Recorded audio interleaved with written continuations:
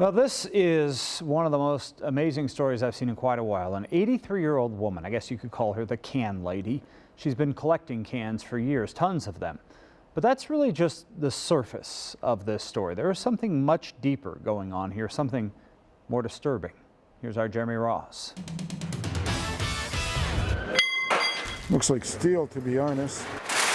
Of all the garbage here, For the 1 pound of copper, I need ID. discarded, I thought the cans were his. dumped, or deposited, You got $2.20. of all the rubbish recovered, recycled, or remanded, Ruth Hannah is responsible for some of it. They are heavy.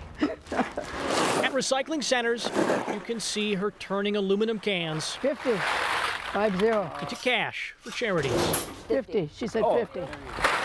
But more than likely, It does feel like 30. you'll hear her first.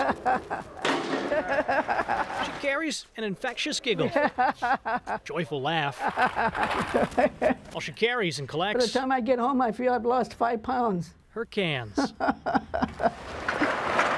For 28 years, the former county worker has walked through county buildings and other places, relentlessly wiring aluminum. Okay. It is an effort to give others a better present than the life she lived in the past. I cried quite a few. I cried quite often. Ruth was a Depression-era child given away by her mother. Right here. Right here. She grew up See, I had a lot of hair at that time. and was raised Receiving my first communion. through the kindness of strangers, living and working in about a half dozen homes through age 19. Well, I was happy, But one foster family was far at least for a little while. from welcoming. I went through so much At age 17, pain and the hurt became sorrow and joy. nearly overwhelming. So I said working for this one family really almost made me want to end my life. I went through expression hell with this family. She says the mother in one home where she worked and lived locked her in her bedroom after 9 at night. She hit me several times. I had bed bugs and I had lice. I had to use a sink for a toilet. I felt like I was in prison.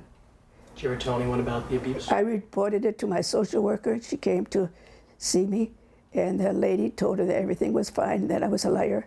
And so the social worker never checked up on it after that. But a woman treated like trash and tossed away at birth wouldn't let herself sit and rot. Well, I look at it this way. If anybody's got a right to be bitter at the world, I certainly do have a right. But I figure, what do you get out of being bitter? At age 55, she began crushing, collecting, chronicling, Like if you would bring me cans, you would be considered an outside friend. and categorizing. Yeah, it's work. But the reality is, turning trash into donations helps her heal. So this is a tonic for me, you know. All the money is given to charities, but Ruth says most goes to the foster system, hoping children don't have to endure the pain of her past. I've raised over $84,000 so far. If you're asked how many cans were collected to amass that kind of cash, you're not alone. What's the count up to? So what number are you at now? Well, as of yesterday, 1,046,700 as of yesterday. And counting. Makes me happy, very happy. Around the time Ruth collected $1 million, she was given a trophy, The can lady, 1 million cans for charity. a proclamation, and a merit award.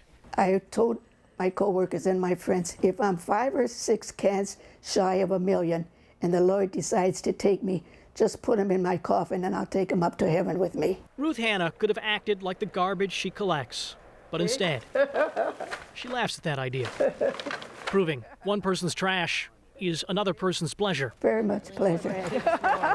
Jeremy Ross, Fox 6 News. And she is a treasure indeed. Ruth says the parents of that abusive home, by the way, where she stayed, are no longer alive. For more on the charity she is currently collecting for and ways you could help out with the foster care system, check out fox6now.com.